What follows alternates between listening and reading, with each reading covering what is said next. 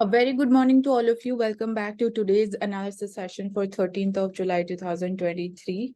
So starting with the important articles. So first article is talking about the inflation in the month of June. It quickens to 4.8% as food prices, they are climbing up. So till now, we were basically in a way moving towards moderating inflation, and that was obviously psychologically also that was a comforting zone. But now obviously this is when we talk about the food inflation, you need to understand what are the reasons behind it. So that is firstly seasonal in nature. So that is basically the main reason of inflation.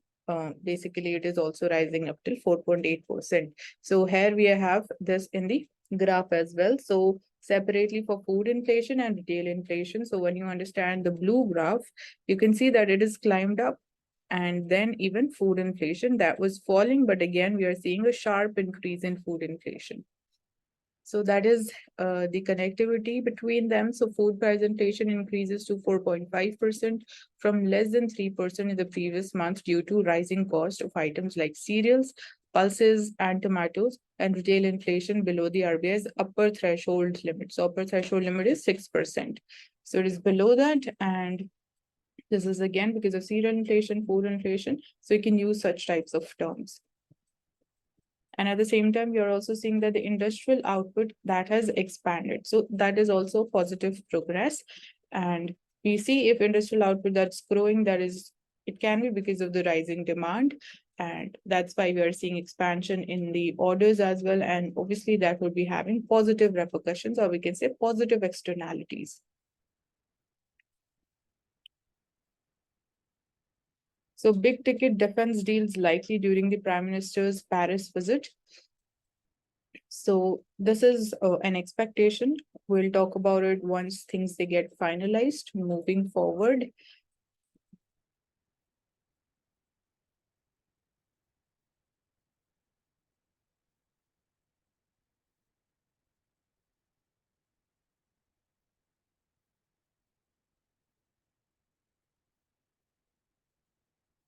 So yesterday also we were talking about this topic, and basically we were understanding it in a more broader sense that we need to have a disaster management plan separately. It needs to suit to the unique characteristics, to the unique circumstances which we have found in the hilly regions, and then obviously it will be a little different for the regions, the plain regions. So here when talking about the Yamuna water level, it breaches the 60-year record, and the Chief Minister of Delhi, he seeks the center's help.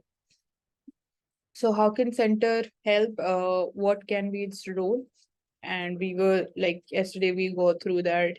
We went through this thing that people have been relocated from these locations which are surrounding the Yamuna floodplains. So over 16,500 people have been evacuated from the flood affected areas, and situation will improve in a day, according to the Jal Shakti Minister. So raging river brings back the memories of 1978 tragedy. So as parts of Delhi grapple with the flooding, and residents of the low-lying areas, they try to keep their heads above the water. Basically, this is talking about similar situation that was witnessed in 1978. So as a turbulent Yamuna menacing advanced towards the city, the events of fateful September started playing. That was obviously dating back to 1978. So, and we have another picture also from the situation. So aerial view of the flood hit Delhi in 1978.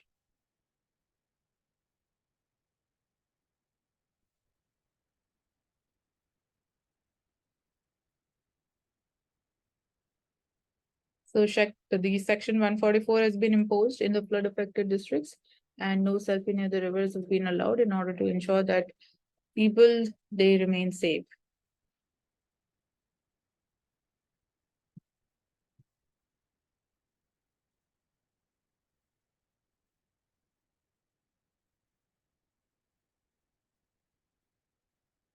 So ISKCON punishes monk for inappropriate remarks about Swami Vivekanand Ramakrishna Paramhans.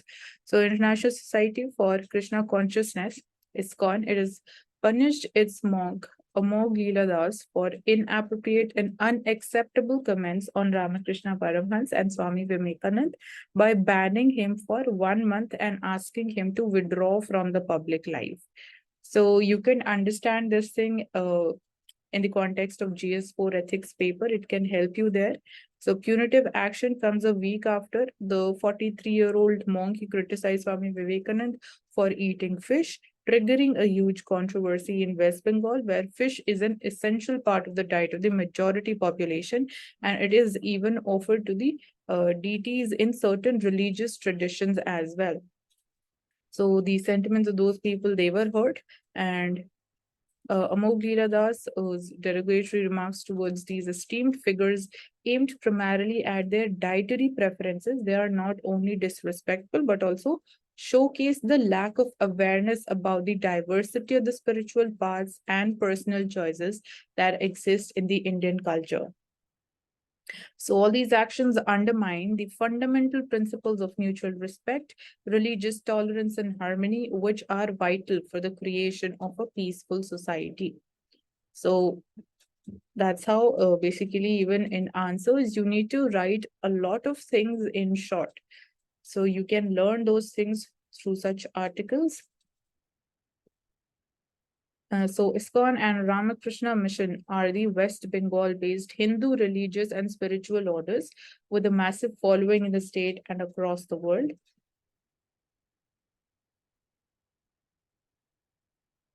So that's there. Coming to the editorial page. So here, let's see what are the important topics. So weakening autonomy, and talk about the piecemeal extensions to the ED or the CBI heads. They are a setback to their independence. So yesterday also we talked about the Supreme Court's verdict and its order to the current ED chief to resign from the position. But it at the same time, it upheld the amendments which were done by the government back then.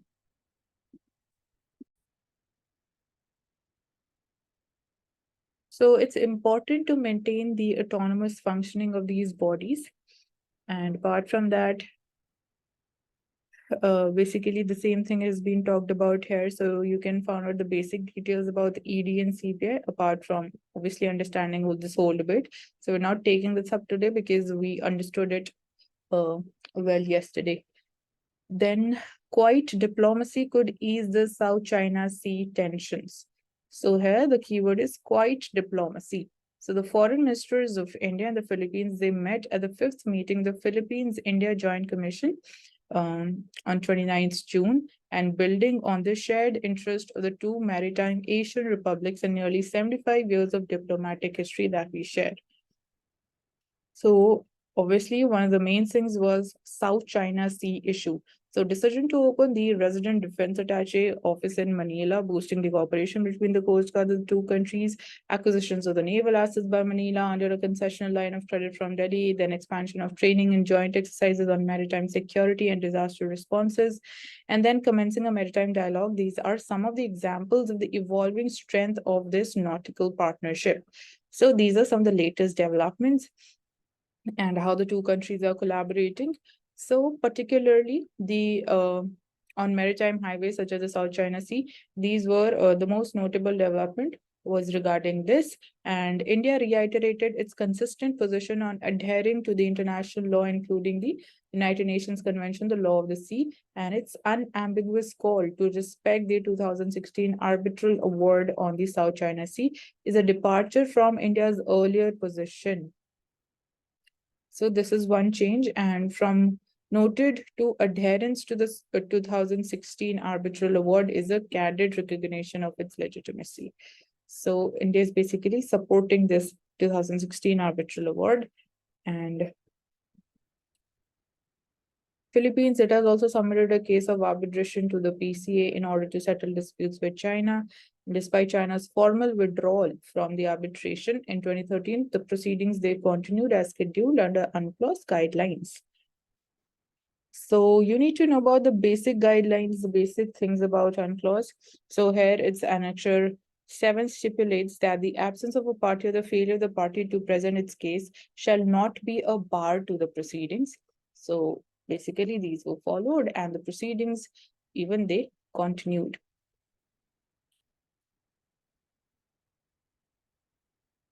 So the arbitration took into account the maritime rights, status of particular marine features, historical rights, legitimacy of the particular Chinese actions in the South China Sea that Manila claimed to be illegal. And the tribunal's decision is final and binding in nature. So this is also an important thing. So PCA, it denied China's assertion that it had historical rights in the South China Sea, and the unanimous decision was unexpectedly in the Philippines' favor. So it further stated that any prior claims to the resources situated inside the 9-dash line, they were unfounded. So it's very clearly visible that obviously it's all about China's assertiveness, and legally it is not basically what China calls for or what China claims, that it has historical rights in the region, or what we call it as the 9-dash line.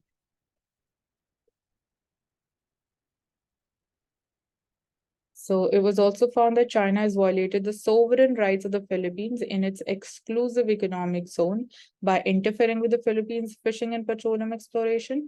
Secondly, by constructing artificial islands. And thirdly, failing to stop the Chinese fishermen from fishing in this zone.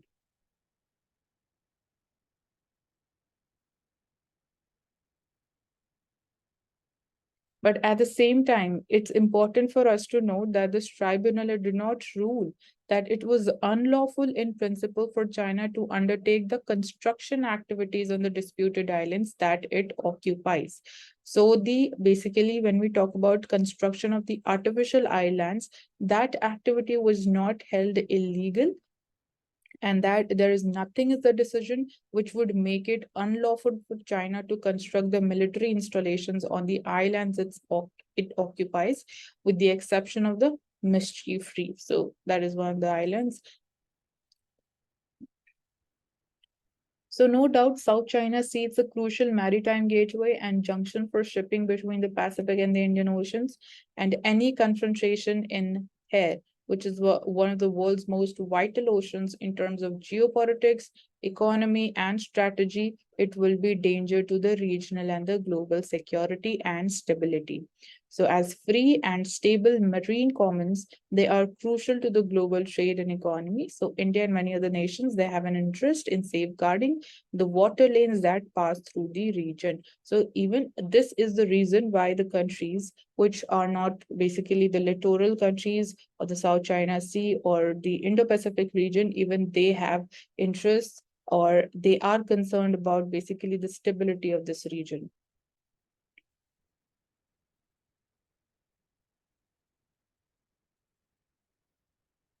And definitely, when we talk about Indo-Pacific or when we talk about South China Sea, we cannot miss about the role of ASEAN here. So leaders of ASEAN, they should try to find a political solution through quiet diplomacy, as the potential for resolving this issue through the legal methods is very low. So creation of a political framework and progress towards a legally binding code of conduct falls more on the shoulders of ASEAN's leaders. So if the ASEAN nations, they want to convey a crucial political message to China, greater understanding is needed among themselves.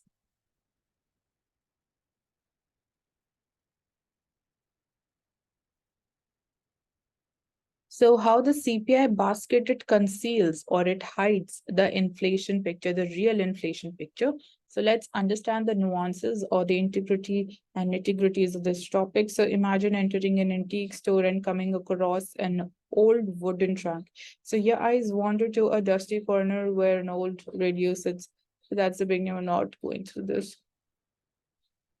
So metaphor, it's a metaphor which is being basically used to explain this same topic. So an evolving basket, CPI basket, it should not be viewed as an unchangeable artifact frozen in time. So obviously that needs to change according to the basically the weightage of different categories under the CPI basket. Even that needs to change, and that needs to be reformed so that it remains more relevant.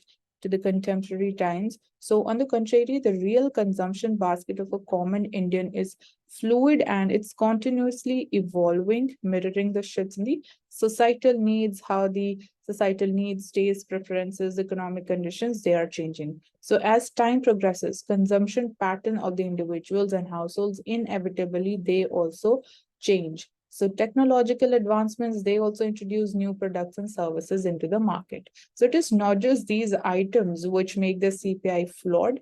And in the current CPI, the base year is 2012. So the weights of various groups, they are as follows, like food and beverages, it has a weightage of 45.85, pan, tobacco and intoxicants 2.38, clothing and footwear 6.5%, housing 10%, fuel and light 6.8, miscellaneous is 28%. So the highest share is food and beverages. So weighted to the food in the CPI basket that has decreased from 60% to 57% and then to 46%. So this gradual decline indicates that as the economy is growing, proportion of income which is spent on the food that has decreased. This is basically what this CPI basket is showing. Now the question is it basically is it uh, really connected or is it altering the real ground situation or not? So this is a common trend which is known as the Angel's law, which suggests that as the income increases, the proportion of income which is spent on the food that falls, even if the absolute expenditure on food that has increased. Now that can be because of increase in your income, but here we're talking about the proportion of income that is being spent on the food. So that falls with increase in income, and this is true in context of the Angel's law as well. So over-reliance on food inflation today, it distinguishes the Indian inflation from many other developed countries where the food weight is much smaller. So this is one important minute thing to understand. So these shifts, they imply that as people's income it is rising, they tend to allocate larger proportion of their spending towards non-food items like housing, education, healthcare, personal care, entertainment, digital services like internet. So this reflects a general improvement in the living standards and a broadening of the consumer demand as well.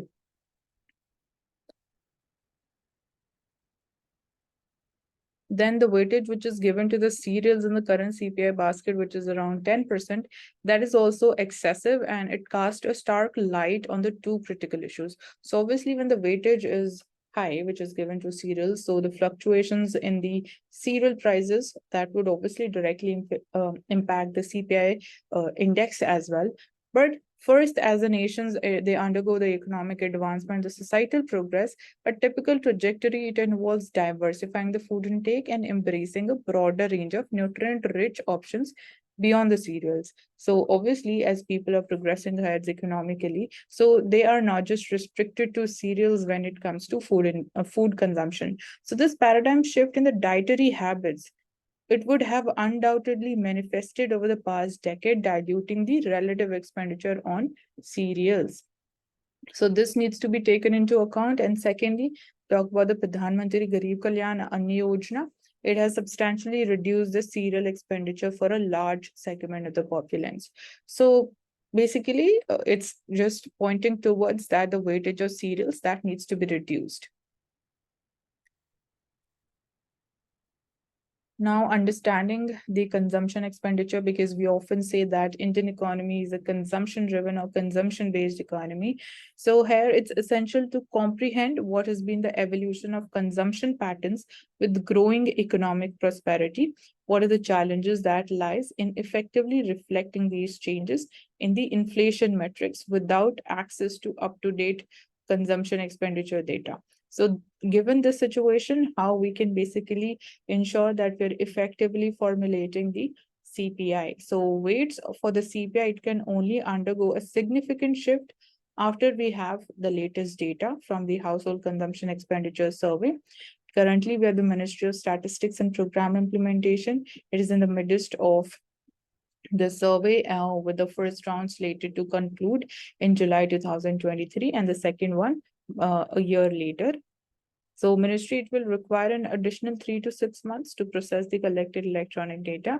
Then we'll be having the latest data publicly available. So however, one should be perturbed with such long processing times in this digital age. Firstly is we need to address this thing itself. Nevertheless, even when obviously it will be taking so much of time, so the creation of a new CPI based on this fresh data will consume several more months then. So therefore, we find ourselves in a predicament that we will rely on the archaic parameters like DVD players or trunks for at least next 2 years to gauge our inflation.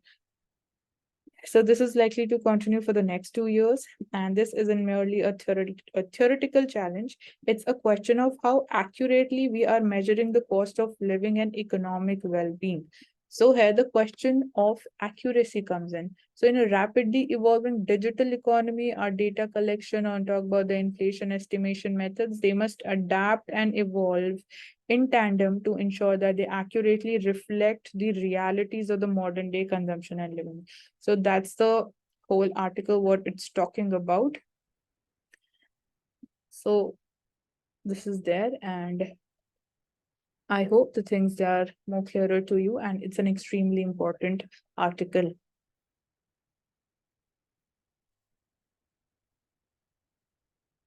So is it possible to have partial app bans or not?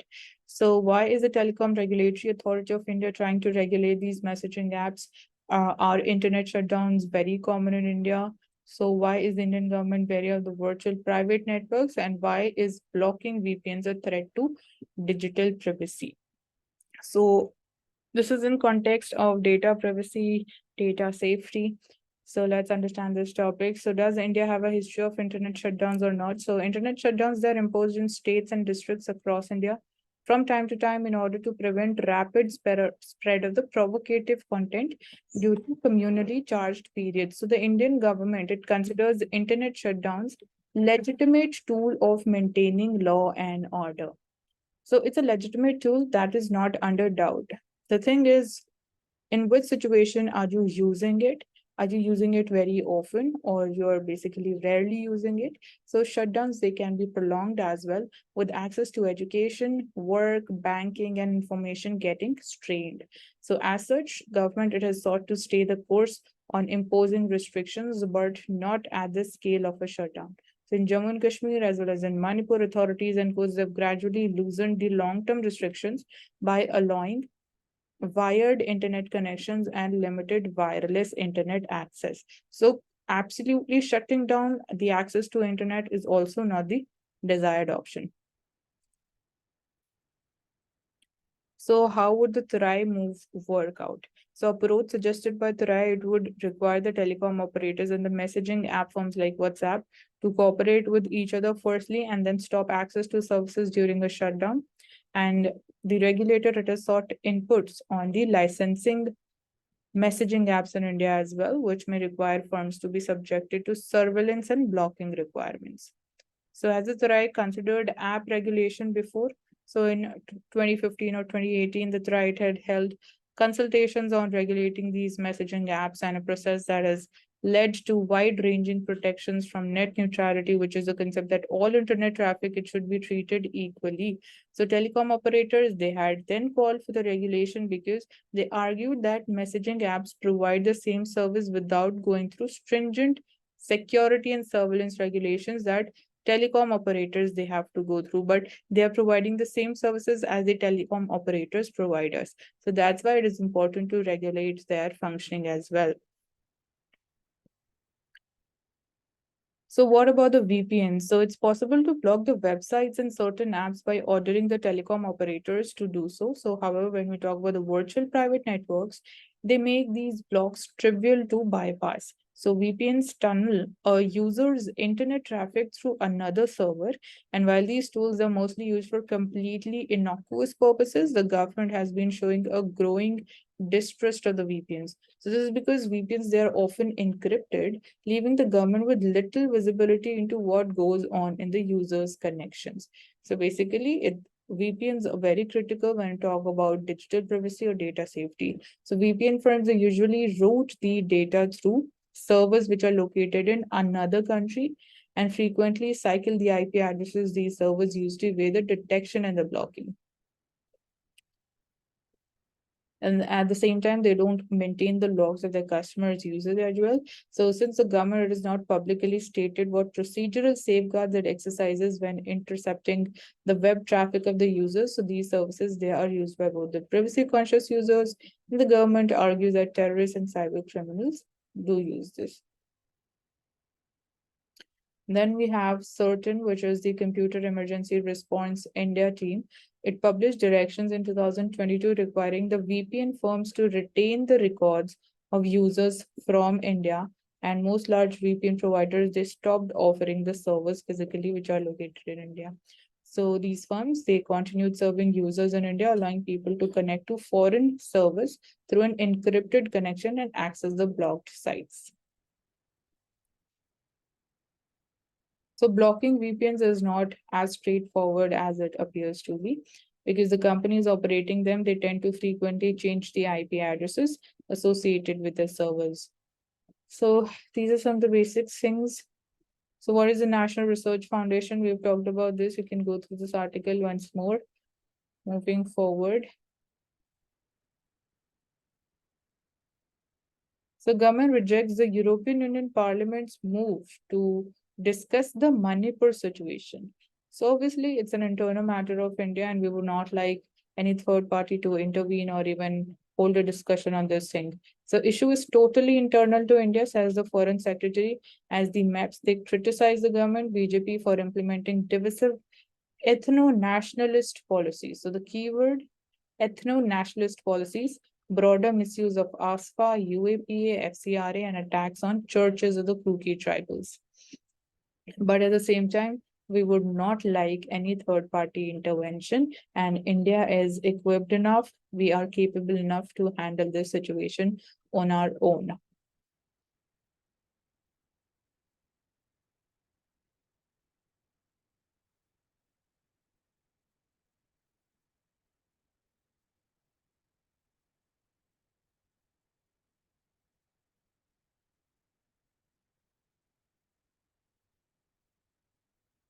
The Supreme Court to strive for enduring solution to the stray dogs issue. So the Supreme Court has agreed to hear different views to find a durable and humane solution to the human stray dog conflicts, especially in Kerala. So basically, the judgment would be much more important for us, and then we'll have a nuanced debate over this topic.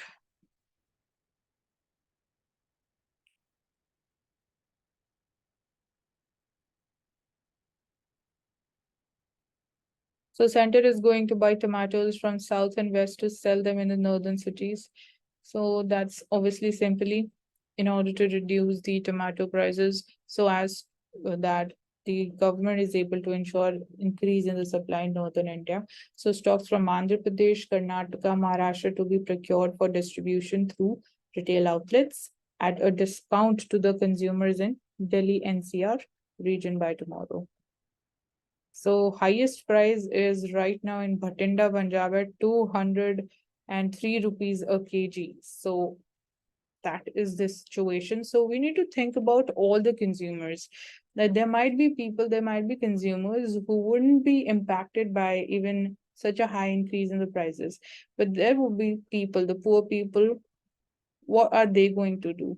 So we need to, whenever we're thinking about anything or thinking about any solution measure, so that needs to be broader in itself and not basically, biased in nature.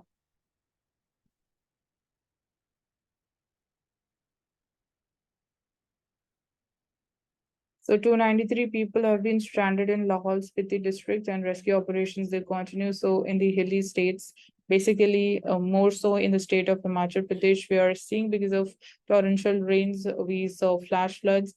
So the situation remains critical, and operations are being carried out in order to ensure the safety of lives.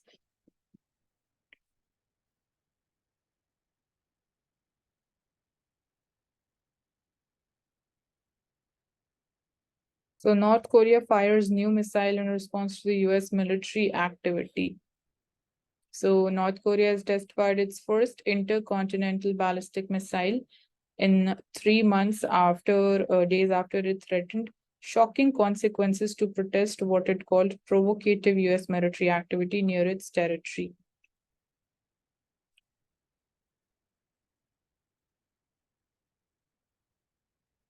So NASA celebrates the Webb telescope anniversary with a new image and jets of red gas bursting into the cosmos and a glowing cave of dust. So NASA marked the year of discovery by the James Webb Space Telescope on Wednesday with a spectacular new image of sun-like stars being born. So the picture is of the this cloud complex, the nearest stellar nursery to the Earth. So Zelensky persists with the bid for the Ukraine's NATO entry. So at the end of the annual summit, Ukraine president welcomes the promise of weapons, and NATO-Ukraine Council has been formed to bring Kyiv as close as possible to the military alliance without actually joining it.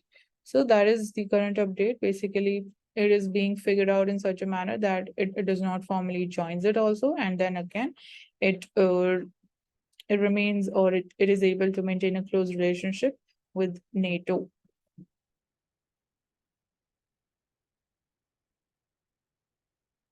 So despite the conservative backlash, European Union Parliament backs the biodiversity bill. So the bill is aimed at rewilding the European Union land and water habitats, overcoming a backlash by the conservative lawmakers who said that it would hurt the farmers. So you need to think about, do we need such a law in India or not? And you can think, basically, you can just first search about with the basic features or the basic provisions of this bill and how basically India can learn from that. So index of industrial production rises 5.2%, which is led by infrastructure. So mining and manufacturing output has increased at a swifter rate. And basically, when talk about manufacturing, it is buoyed by the consumer durables, snapping a 5-month decline. So undergirding the industrial output, we are seeing that the maize IIP is increased, was spurred by 14% expansion in infrastructure and construction goods output. So capital goods production growth accelerated. Then apparel makers and furniture producers, they reported the steepest decline in the output. And pharma output and motor vehicles production, on the other hand, saw sharp upticks. So it remains mixed in nature.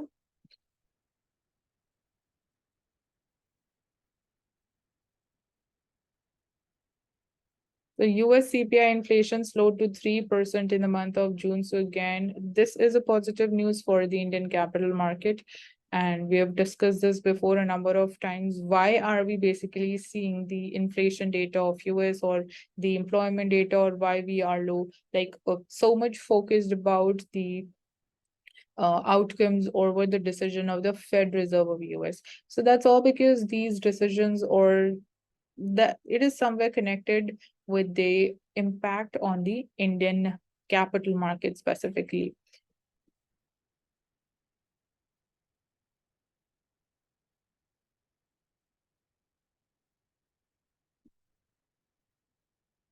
Coming to the Mint newspaper, so reaching for the moon and the next Chandrayaan. So here we having lunar ambitions of different countries, like in the context of country that has landed man on the moon is US. Countries that have soft landed objects on the moon includes these three countries.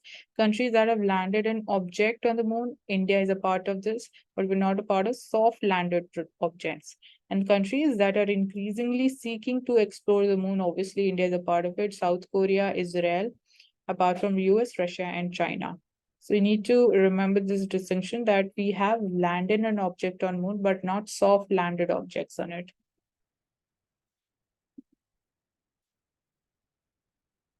So Chandrayaan 3 project, talked about it. and failure of the past missions. Then we have also talked about basically the difficulties when it comes to exploring the poles of the moon, why India wants to explore them. This we have already understood. So quote of the day is from the Minister of State for Science and Technology. So it goes like, we are today equal collaborators. While India looks up to the US for collaboration, I have the courage to say that the US also looks up to us with equal enthusiasm. That's true. So you need to think more about what are those areas where we are collaborating and where still we have more potential to collaborate and work together.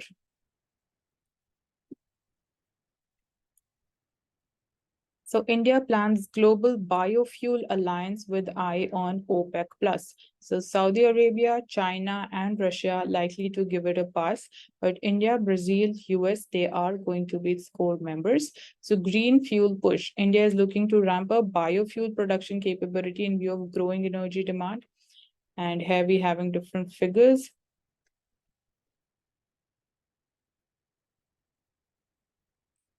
So one challenge is in order to bring these three countries also into it. And then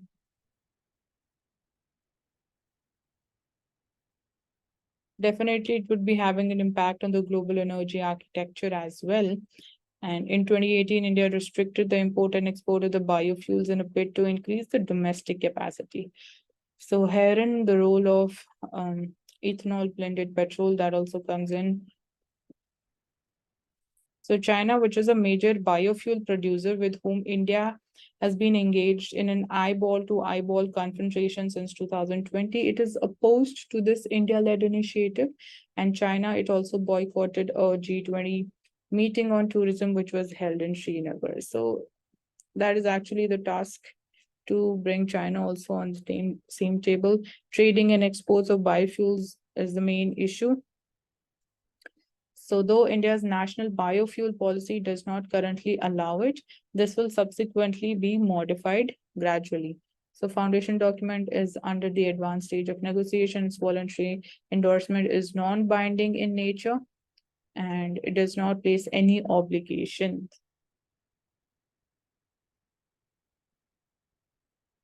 So we are going to basically cooperate on areas like accelerating the adoption of biofuels, creating new biofuels, setting internationally recognized standards and codes, and then identifying the global best practices and ensuring industry participation to have quantifiable outputs.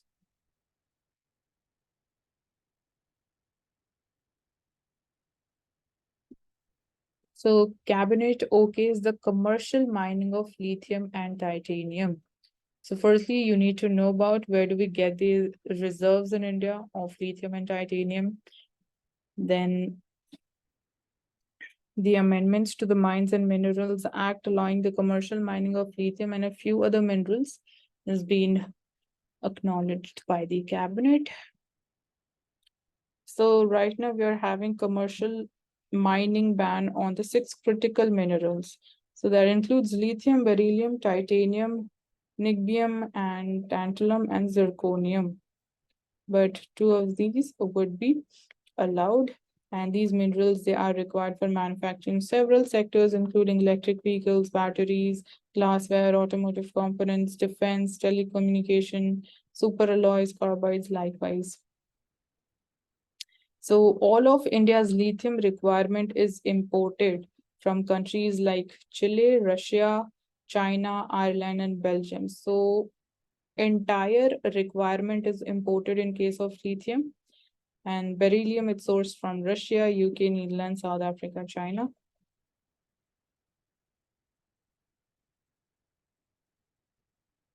So with the new requirements in technology and energy transition, there is a growing demand for these critical minerals, which is prompting the government to focus on exploration of the deep-seated and critical minerals. So that is why the ban has also been lifted. And Geological Survey of India has found the presence of significant lithium reserves totaling 5.9 million tons in Reasi district of Jammu and Kashmir. And we have another reserve that has been found in Rajasthan.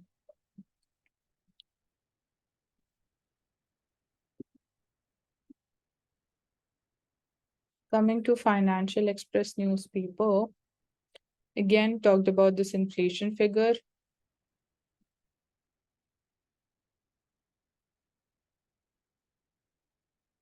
So Revenue Secretary says that GST revenue is just 2% of the e-gaming turnover right now. So we could get taxes about 10 times of what we are getting right now if the volume continues. And the recent decision, the GST Council to tax or the e-gaming firms at 28% is already there, and it's only that the codes they have interpreted it in a particular way and we are interpreting it in another way.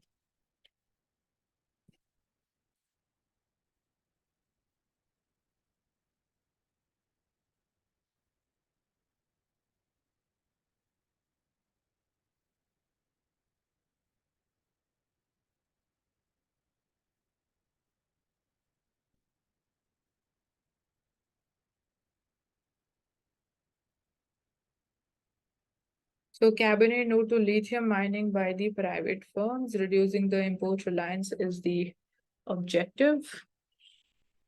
So the amendment to the mining law removes these minerals from the atomic minerals list and allows the government to auction the mineral concessions for undertaking exploration.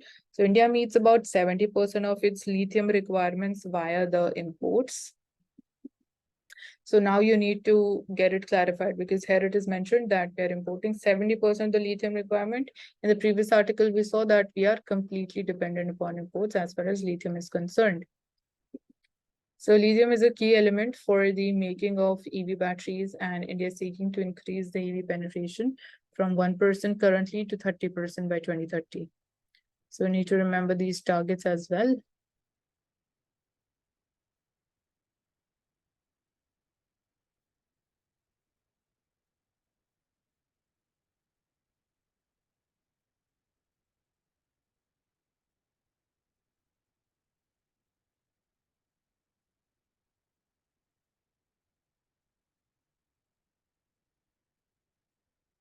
Then generative AI, it's extremely important. You need to understand how it's different, where it can be utilized, and its regulation, that's important thing. So you can see that attrition to come back to comfortable levels, and TCS bets big on generative AI. So how it is going to help the businesses, that's a very critical and important area to understand.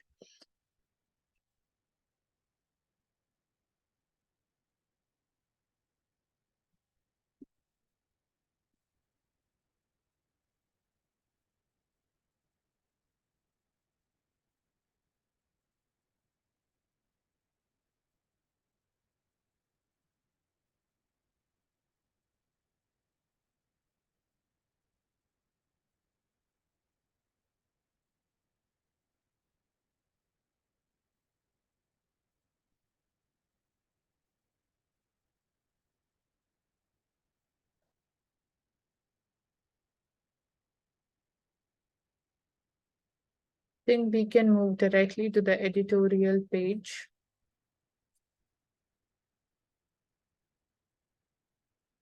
So it's time to be prepared to deal with the extreme weather events as they're likely to become normal, and administration needs to be proactive.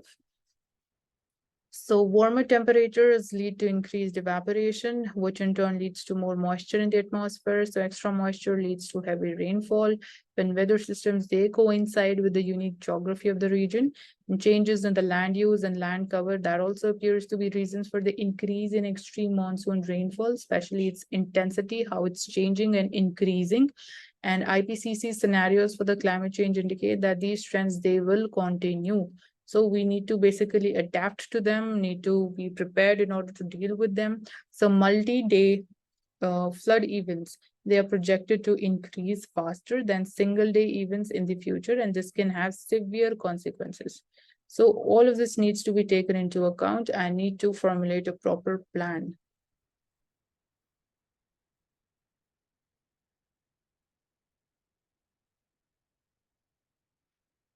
So morality trumps the economics in GST decision on gaming, and that shrinks jobs, hurts a growing sector, sends all the wrong signals when we talk about the economic angle. But when we talk about morality, so that is obviously very important when we talk about the impact these firms or these apps are having on the minds or the mindset, the mentality of specifically the younger generation, how they are becoming addicted and how basically their lives have transformed or basically been altered or impacted because of these gaming apps, specifically when we talk about the games of chance. So that becomes kind of an addiction.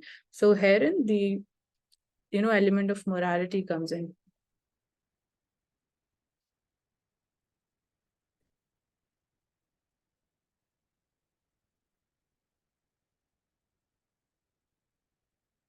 So why the normative recommendations of the Finance Commission that merely remains on paper?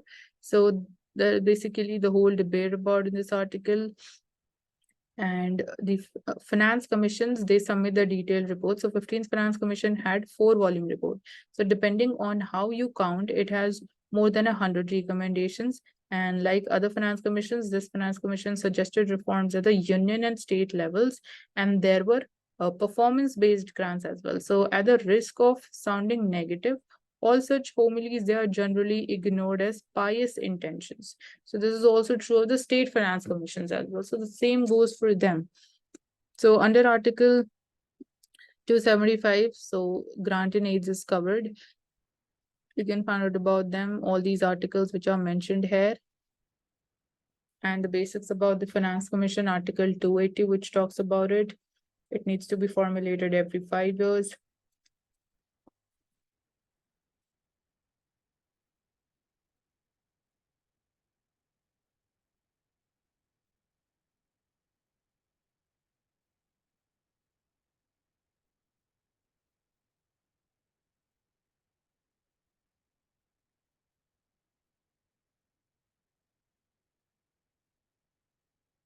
So protest rock Kenya, people, the state protests in Nairobi against the rising cost of living in Kenya.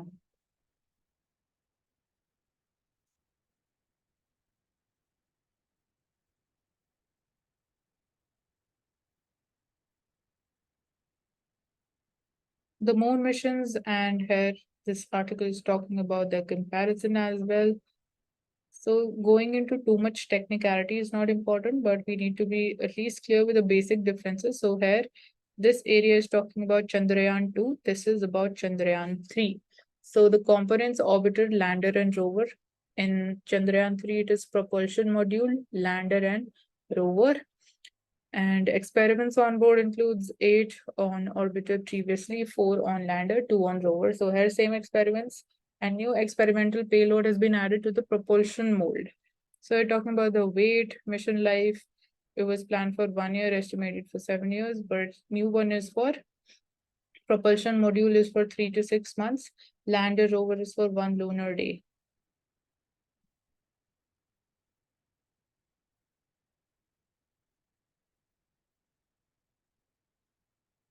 So ISRO's LVM-3 will be carrying Chandrayaan-3. It is being moved to the launch pad ahead of its launch from Sriharikota.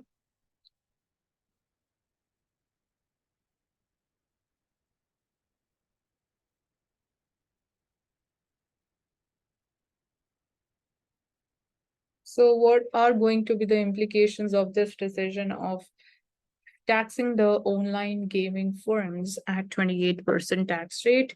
So we know about the decision, how the decision taken, how will the tax work? So at present, the most gaming companies, they pay a tax of 18%, which is applicable on the platform fee. So to illustrate, like it has been explained by an illustration, however, under the new structure, GST of 28%, that will be applicable on the entire face value of the bet or the consideration paid and not the platform fee. So this is one of the major change, meaning that for every rupees 100 deposited, GST on it will be rupees 28. So it would be on the entire face value of the amount that is deposited. So under the new regime, the GST that online games of skills it will have to pay will increase by around 15 times. So obviously this would be directly impacting the businesses of such online gaming firms.